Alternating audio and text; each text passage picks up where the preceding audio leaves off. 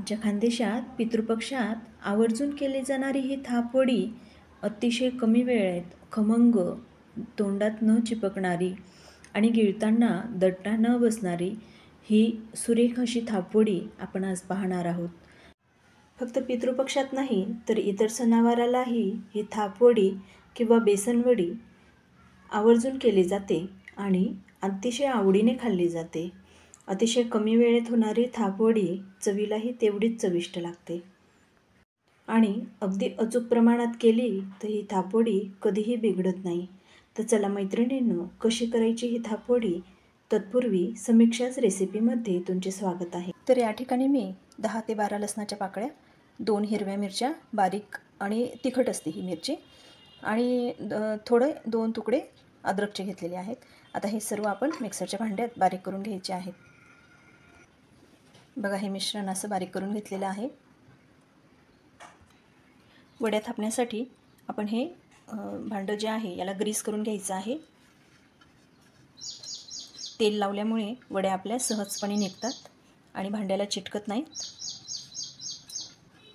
इथे मी व्यवस्थित असं तेलाने ग्रीस करून घेतलेलं आहे.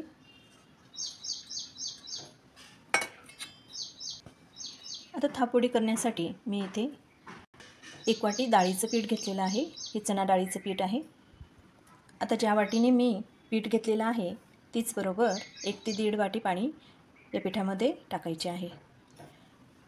आता 1 वाटी पिठाला आपल्याला इथे 2 वाट्या पाणी लागणार आहे, पण आपल्याला अर्धी वाटी पाणी साईडला काढून ठेवायचं आहे.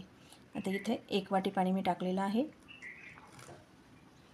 त्यासोबत विस्कीच्या साहाय्याने मी इथे हे पीठ सर्व एकजीव करून घेणार आहे. व्यवस्थित गुठळ्या निघेपर्यंत आपल्याला हे फेटून घ्यायचं आहे.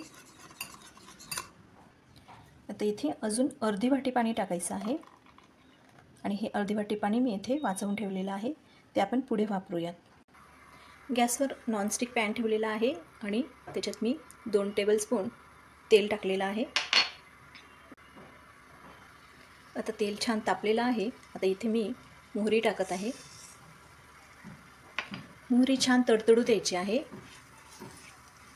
मोहरी व्यवस्थित भाजली गेली किंवा तळली गेली तर ती छान लागते आणि थोडी कच्ची राहिली तर मग कडसर लागते. मोहरी छान तडतडल्यानंतर इथे जिरे टाकायचे आहे.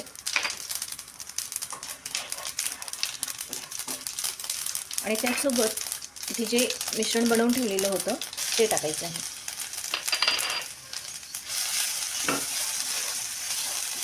इथे अद्रक, लसूण आणि मिरची व्यवस्थित भाजून घ्यायची आहे किंवा तेलामध्ये छान फ्राय करून घ्यायची आहे. पाव चमचा हळद आणि थोडं हिंग टाकायचं आहे. पाव चमचा हिंग व्यवस्थित एकजीव करून घ्यायचं आहे आणि या ठिकाणी उरलेलं अर्धी वाटी पाणी जे आहे ते टाकायचं आहे.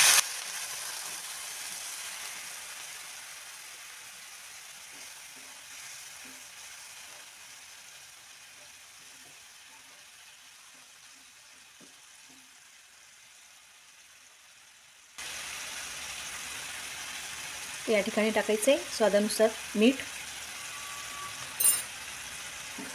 व्यवस्थित एकजीव करून घ्यायचं आहे.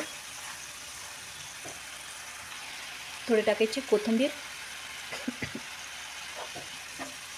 आता या ठिकाणी आपण जे बेसन पिठाचं मिश्रण बनवलं होतं ते टाकायचं आहे.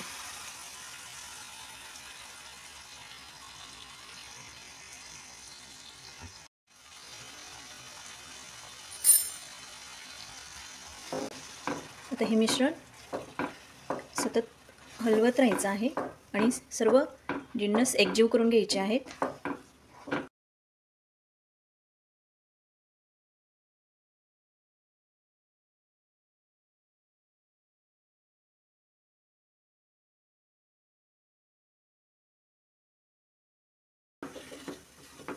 मंद आचेवर आपल्याला व्यवस्थित शिजेपर्यंत हे मिश्रण ढवळत राहायचं आहे किंवा हलवत राहायचं आहे.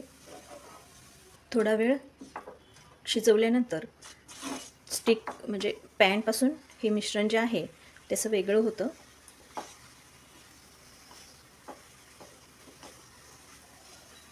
1 ते 1.5 मिनटं सतत कालवत राहिल्यानंतर हे मिश्रण व्यवस्थित शिजून जातं. आता मग अशी ग्रीस केलेल्या भांड्यामध्ये आपण हे मिश्रण काढून घ्यायचं आहे.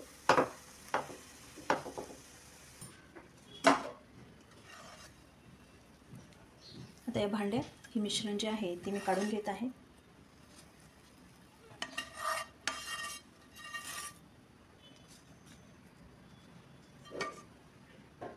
आणि स्पॅच्युलाच्या साहाय्याने गरम गरम असतानाच आपण हे सर्व एकसारखं करून घ्यायचं आहे.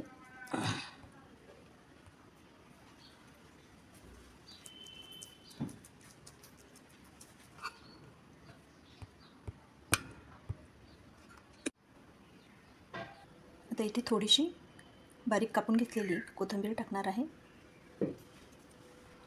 त्याचसोबत बारीक पिसून घेतलेलं खोबरं टाकणार आहे. आता पुन्हा या स्पॅच्युलाच्या साहाय्याने आपल्याला एक खोबरं आणि कोथिंबीर जे आहे ते थोडं पिठामध्ये दाबून घ्यायचं आहे.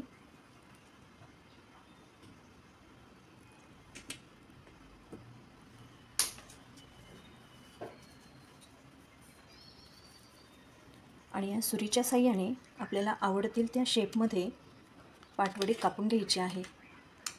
म्हणजे काहींना चौकोनी आवडते तर काहींना त्रिकोणी. तर अशा पद्धतीने मी ही पाटवडी कापून घेत आहे.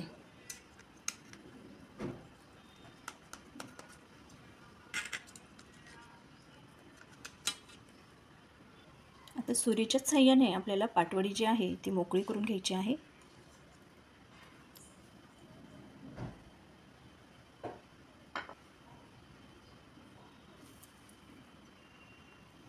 बघा किती छान आली आहे पाटवडी, एकदम छान सेट झालेली आहे. अशा पद्धतीने तुम्हीही तुमच्या घरी अगदी कमी वेळेत ही पाटवडी तयार करू शकतात. अगदी सहज निघते आणि अशा प्रमाणात केलं तर तुमची पाटवडी जी आहे किंवा थापवडी जी आहे ती बिघडणार नाही आणि कमी वेळेत पण होईल.